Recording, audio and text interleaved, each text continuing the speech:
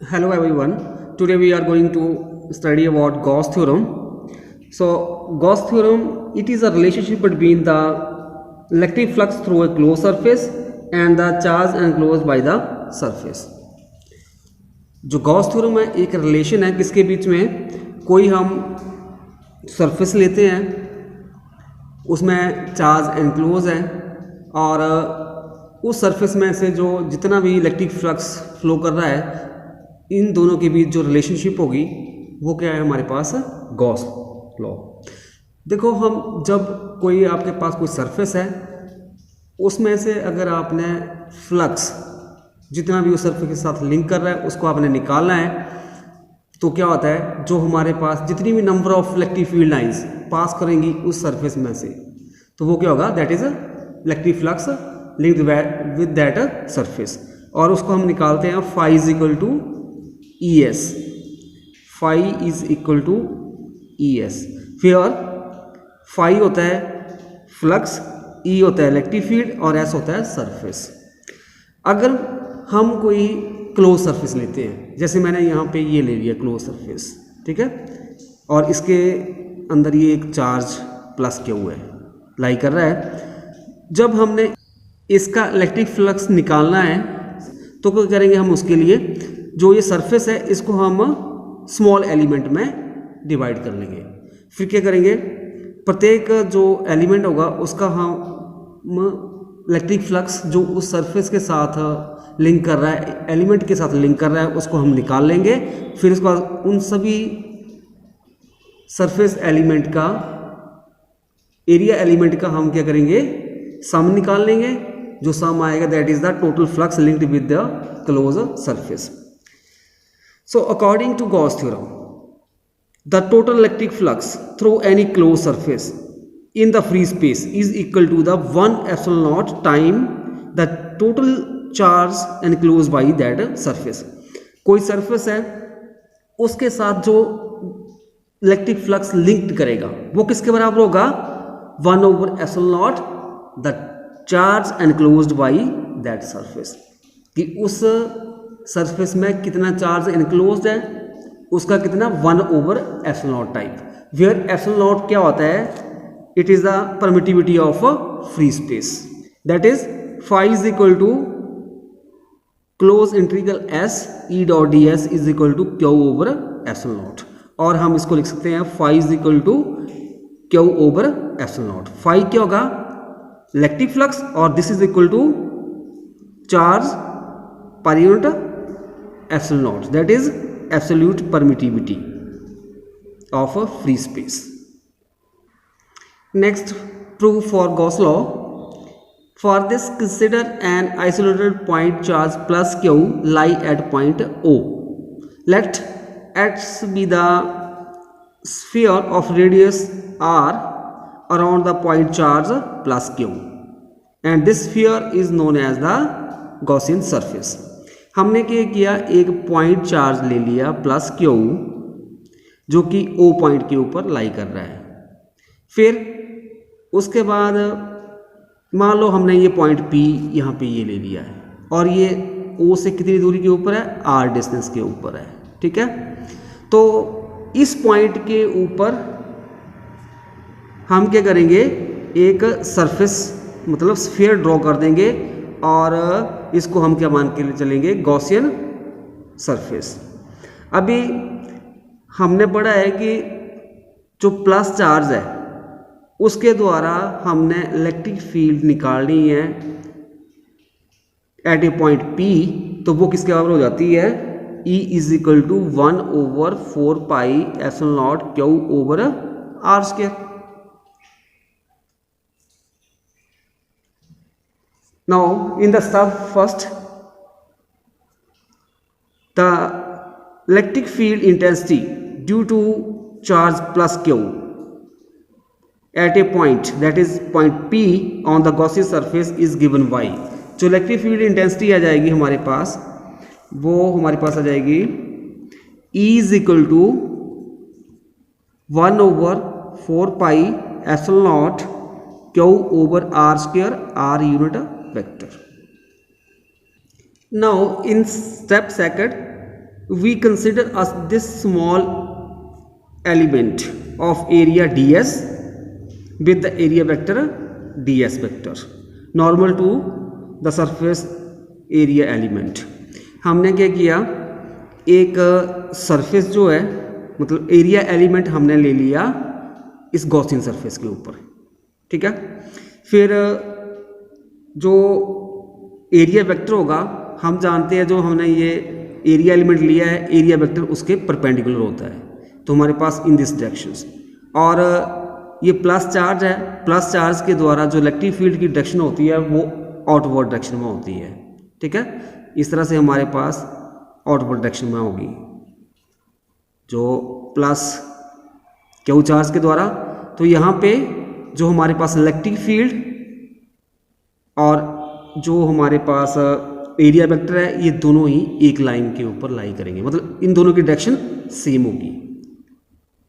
और N cap unit vector जो है वो हमारे पास ये डायरेक्शन को शो कर रहा है एरिया एलिमेंट की। और जो हमने ये एरिया एलिमेंट लिया है इसके द्वारा जो इलेक्ट्रिक फ्लक्स होगा वो हम निकालेंगे अभी। So in the step second, now consider a small element of area ds with area vector ds vector normal to the surface of the area element.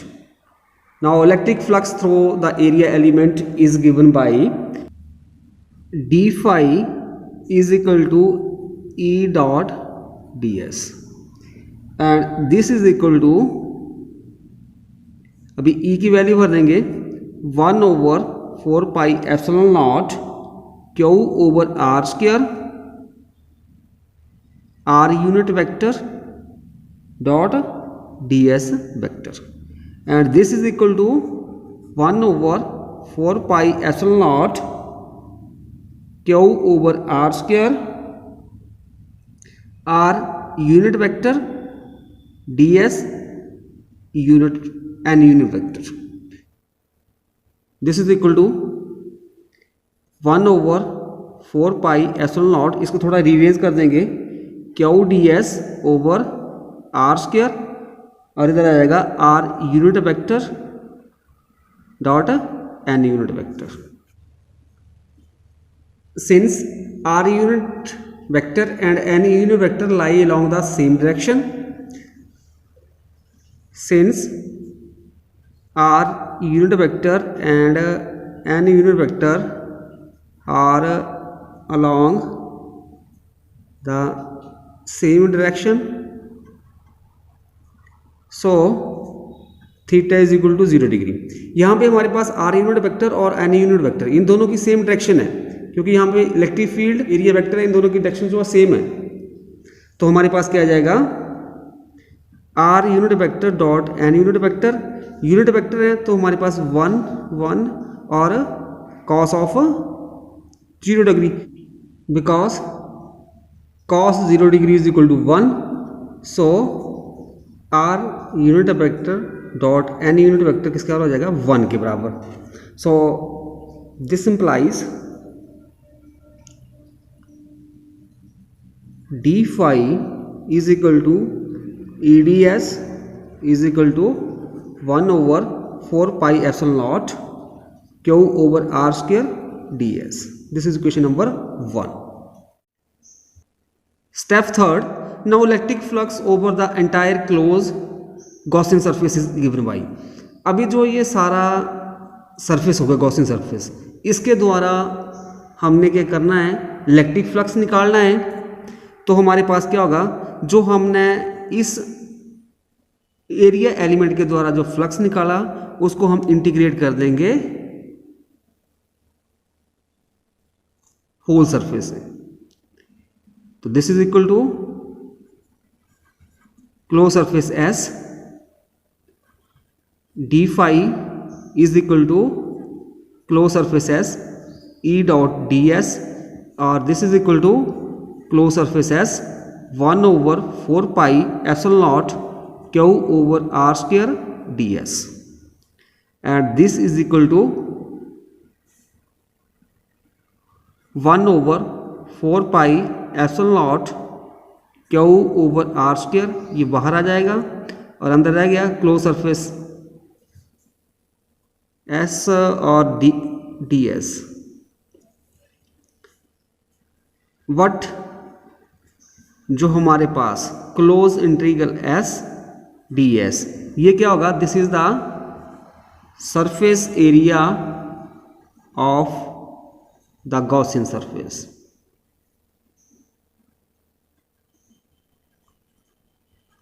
Gaussian surface, और जो गॉसियन सरफेस है किस तरह का है? स्फीयर टाइप का है, तो एरिया ऑफ स्फीयर किसके बराबर होता है? This is equal to 4 pi r square के बराबर होता है। सो अभी दिस इज इक्वेशन नंबर 2। अभी इसमें आप वैल्यू भर दो तो हमारे पास आएगा phi is equal to 1/4 pi epsilon naught Q over r square multiply, इसकी वैल्यू भर देंगे तो ये आ जाएगा 4 पाई आर स्क्वायर, 4 पाई के साथ 4 पाई कैंसिल, आर स्क्वायर के साथ r square cancel, we have left with phi is equal to Q over epsilon naught. तो यही है हमारे पास गॉस लॉ। सो ये हो गया हमारे पास, this is the proof for Gauss law. आप phi is equal to E dot D S, this is equal to Q over epsilon naught. Now special cases, if the closed surface does not enclose any charge, मतलब अगर जो close surface हम ले रहे हैं उसके अंदर चार्ज नहीं है, मीन्स क्यू जीरो है, सो फ्लक्स जो होगा this is equal to S E dot D S, this is equal to Q over epsilon naught होता है। तो क्यू की जगह जीरो भर दिया तो zero over epsilon naught, this is equal to zero. तो फ्लक्स भी उस सरफेस के साथ लिंक करेगा तो वो क्या होगा? जीरो। तो अगर कोई सरफेस है, क्लोज सरफेस है और उसके अंदर चार्ज जीरो है तो फ्लक्स भी उस सरफेस के साथ जीरो ही होगा। Second, if the close surface contain two charges of equal magnitude but opposite in sign, अगर क्लोज सरफेस के अंदर दो चार्जेस हैं, दोनों का मैग्नीट्यूड सेम है बट उनके ऊपर अपोजिट साइन है, मींस एक के ऊपर मैंने प्लस क्यू ले लिया, दूसरे के ऊपर माइनस क्यू, तो net charge within the close surface क्या हो जाएगा? दोनों का sum plus Q minus Q zero के बराबर हो गया। सो फाई जो फ्लक्स होगा this is equal to close integral S E dot D S, किसके बराबर आ जाएगा? जीरो के बराबर।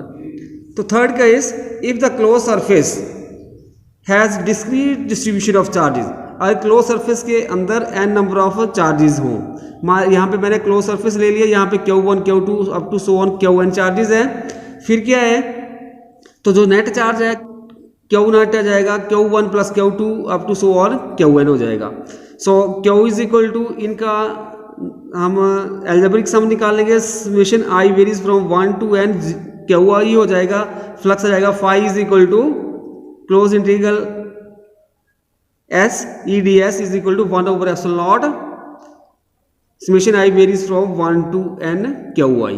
तो ये आ जाएगा flux linked with the close surface when there is a discrete distribution of charges. So in this way we can find the electric flux linked with the closed surface with the help of Gauss law. Thank you.